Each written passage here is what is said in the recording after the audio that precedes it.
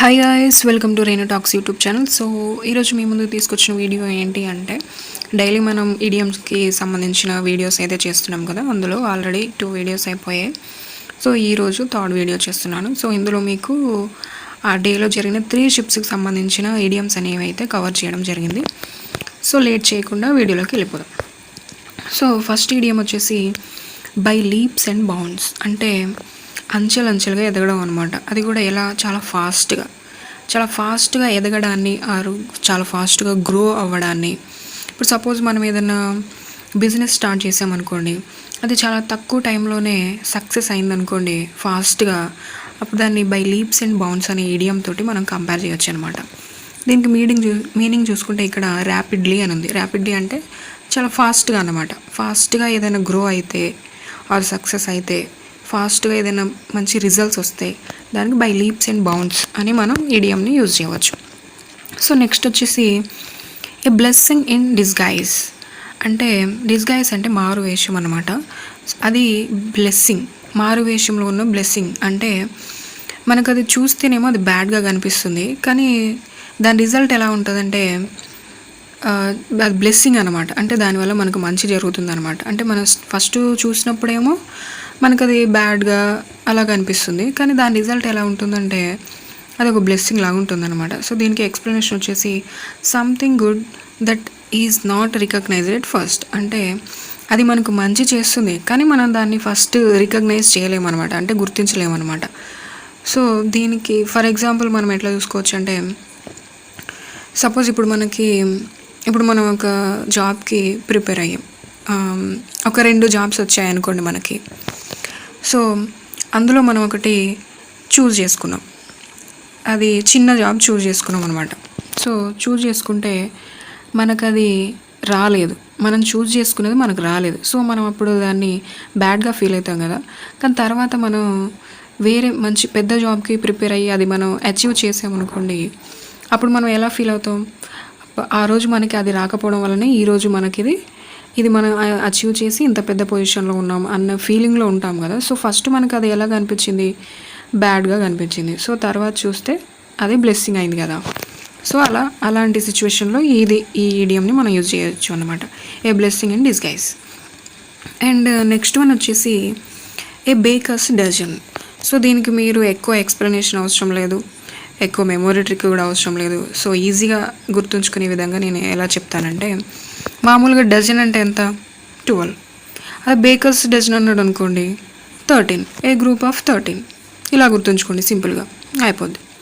So next one వచ్చేసి barking up the wrong tree, అంటే barking అంటే మొరగడం అనమాట. కుక్కలు మొరుగుతాయి కదా, అది ఒక రాంగ్ ట్రీ దగ్గరికి వెళ్ళి మొరుగుతుంది అనమాట. అంటే దానివల్ల యూజ్ ఏమి ఉండదు. అది ఎక్కడికి వెళ్ళాలో అక్కడికి వెళ్ళి మొరగకుండా అది వేరే చోటుకు వెళ్ళి మొరుగుతుంది అనుకోండి. సో అలాంటి సిచ్యువేషన్లో, అంటే మనకు ఉన్న రీజన్ని బట్టి మనం ఎక్కడికి వెళ్ళాలో అక్కడికి వెళ్ళకుండా మనం వేరే దగ్గర ఉన్నాం అనుకోండి, అలాంటి సిచ్యువేషన్లో మనం ఈ ఈడియంని యూజ్ చేస్తాం. సో దీని ఎక్స్ప్లెనేషన్ కనుక చూసుకుంటే, to be mistaken, to be looking for solutions in the wrong place.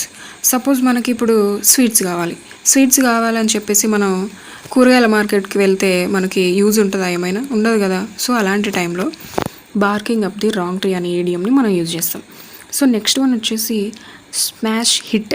ఈ 2 స్మాష్ అండ్ హిట్, ఈ 2 సినోనియమ్స్ అని చెప్పుకోవచ్చు మనం. సో దీనికి మీనింగ్ వచ్చేసి ఏ వెరీ గ్రేట్ సక్సెస్, అంటే ఒక పెద్ద సక్సెస్ వచ్చిందనుకోండి, అలాంటి టైంలో ఈ ఈడియంని మనం యూజ్ చేస్తాం. ఇందులోనే ఈ నేమ్లోనే ఉంది, మీరు చూడండి, హిట్ అంటే సక్సెస్, ఓకే కదా. సో ఇలా దీన్ని గుర్తుంచుకోవచ్చు. నెక్స్ట్ వన్ వచ్చేసి to cut someone some slack, అంటే దీనికి మీనింగ్ ఏంటి అంటే, మనం ఎవరినైనా ఫర్గివ్ చేయడం అనమాట. వాళ్ళ మీద మనం కోప్పడకుండా, స్ట్రిక్ట్గా బిహేవ్ చేయకుండా. సపోజ్ వాళ్ళు ఏదైనా ఒక పని చెప్పినప్పుడు, దీనివల్ల నేను చేయలేకపోయాను, దీనివల్ల నేను రాలేకపోయాను అన్నప్పుడు మనం వాళ్ళని స్మూత్గా హ్యాండిల్ చేయడం అనమాట. సో దీనికి ఎక్స్ప్లెనేషన్ చూసుకుంటే, to not manage someone very strictly or critically, అంటే ఎవరినైనా కూడా మనం స్ట్రిక్ట్గా కానీ క్రిటికల్గా కానీ వాళ్ళని మనం మేనేజ్ చేయొద్దు అనమాట. సో వాళ్ళని ఫర్గివ్ చేయడం అనమాట, స్మూత్గా మందలించడం. స్లాక్ అంటే మందలించడం. సో నెక్స్ట్ వన్ వచ్చేసి blessing in disguise, so guys మీకు గుర్తుందా, ఇది ఇంతకుముందే నేను మీకు చెప్పాను. ఇక్కడ ఎన్నోది, ఇక్కడ 13th 1. సో ఇక్కడ మార్నింగ్ షిఫ్ట్లో వచ్చింది, ఇక్కడ చూసుకుంటే మళ్ళీ ఈవినింగ్ షిఫ్ట్లో వచ్చింది. మీకు 1 డేలోనే ఆ ఇడియం మీకు మళ్ళీ రిపీట్ అయింది. చూసుకోండి. బ్లెస్సింగ్ ఇన్ డిస్గైజ్ అంటే something that seems bad but provide some benefit. అంటే మనకి అది బ్యాడ్గా కనిపిస్తుంది కానీ దానివల్ల మనకి బెనిఫిట్ అనేది ఉంటుంది. సో ఇందాక ఒక ఎగ్జాంపుల్ చెప్పాను కదా జాబ్ గురించి. సో అలాగే మనం ఇంకొన్ని ఎగ్జాంపుల్స్ కూడా చెప్పుకోవచ్చు. ఎలాగంటే సపోజ్ మనం ఏదైనా కావాలనుకుంటున్నాం, సో అది మనకి దక్కలేదు. సో అప్పుడు మనం చాలా బ్యాడ్గా ఫీల్ అవుతాం కదా. తర్వాత మనకి దానికంటే మంచి బెటర్ ఆప్షన్ మనకు వచ్చినప్పుడు మనం ఎలా ఫీల్ అవుతాం, ఆ రోజు అది పోవడం వల్లనే ఈరోజు మనకి ఇది వచ్చింది. అంటే అది ఫస్ట్ ఆ రోజు మనకి బ్యాడ్గా కనిపించింది, తర్వాత చూస్తే దానివల్ల మనకు బెనిఫిట్ వచ్చింది అనే విధంగా బ్లెస్సింగ్ ఇన్ డిస్గైజ్ అనే ఇడియంని మనం యూజ్ చేస్తాం. సో నెక్స్ట్ వన్ వచ్చేసి బీట్ అరౌండ్ ది బుష్. అంటే బుష్ చుట్టూ కొట్టడం అనమాట. సో దీనికి ఎక్స్ప్లెనేషన్ ఏంటి అంటే to avoid addressing A topic correctly. అంటే నువ్వు బుష్ చుట్టూ కొట్టకుండా డైరెక్ట్ పాయింట్కి రా. అంటే నువ్వు ఎక్కడెక్కడ మొత్తం తిప్పి చెప్పకుండా డైరెక్ట్ పాయింట్కి రా, కరెక్ట్గా డైరెక్ట్ చెప్పు అనే సిచ్యువేషన్లో మనం ఈ ఇడియంని యూజ్ చేస్తాం అనమాట. బీట్ అరౌండ్ ది బుష్ అంటే to avoid addressing A topic correctly. Okay. So last one వచ్చేసి ఆల్ ఐస్ అండ్ ఇయర్స్. అంటే దీనికి మీనింగ్ ఏంటి అంటే యు ఆర్ పేయింగ్ అటెన్షన్. అంటే ఇప్పుడు సపోజ్ మనకి ఏదైనా ఇంపార్టెంట్ టాపిక్ అనేది చెప్పినప్పుడు మన కళ్ళు మన చెవులు కూడా ఆ టాపిక్ మీదనే మనం నిమగ్నం చేసి ఉంటామన్నమాట. వేరే ఎటు చూడకుండా వేరే ఎటు వినకుండా మనం ఆ టాపిక్ మీదనే ఉన్నామనుకోండి, అంటే మన ఆ టాపిక్ గురించి మనం అటెన్షన్లో పే చేస్తున్నాం అనమాట. సో అంటే యు ఆర్ పేయింగ్ అటెన్షన్. మనం దేని గురించి అయినా మనం అటెన్షన్గా ఉన్నామనుకోండి, చాలా స్ట్రిక్ట్గా, అలాంటి సిచ్యువేషన్లో ఆల్ ఐస్ అండ్ ఇయర్స్ అనే ఇడియంని మనం యూజ్ చేసామన్నమాట. సో గైస్ ఇది ఈరోజు వీడియో.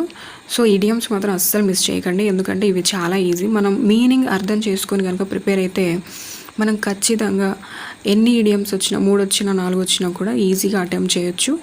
ప్లస్ వెయిటేజ్ కూడా బాగుంది ఇడియమ్స్కి. సో 3 వస్తే 9 మార్క్స్ వస్తాయి, 4 వస్తే కొన్ని షిప్స్లో 4 కూడా వస్తున్నాయి. సో 4 వస్తే మనకి 12 మార్క్స్ వస్తాయి. సో ఇడియమ్స్ని మాత్రం నెగ్లెక్ట్ చేయకండి. అండ్ డైలీ ఈ ఇడియమ్స్ వీడియోస్ అయితే మీకు డైలీ నేను కంటిన్యూ చేస్తాను. సో మిస్ చేయకుండా యూజ్ చేసుకోండి. అండ్ చిన్న ఎంకరేజ్మెంట్ కోసం నాకు లైక్ చేయండి, షేర్ చేయండి అండ్ సబ్స్క్రైబ్ చేయండి. అండ్ మీలాగే ప్రిపేర్ అయ్యే వాళ్ళ కోసం షేర్ చేయండి, కొంచెం యూజ్ అవ్వండి వాళ్ళకు కూడా. అండ్ ఇంకేమైనా వీడియోస్ కావాలన్నా కూడా, ఏమైనా డౌట్స్ ఉన్నా కూడా కామెంట్ సెక్షన్లో కామెంట్ చేయండి. And until then, this is Jenu signing off.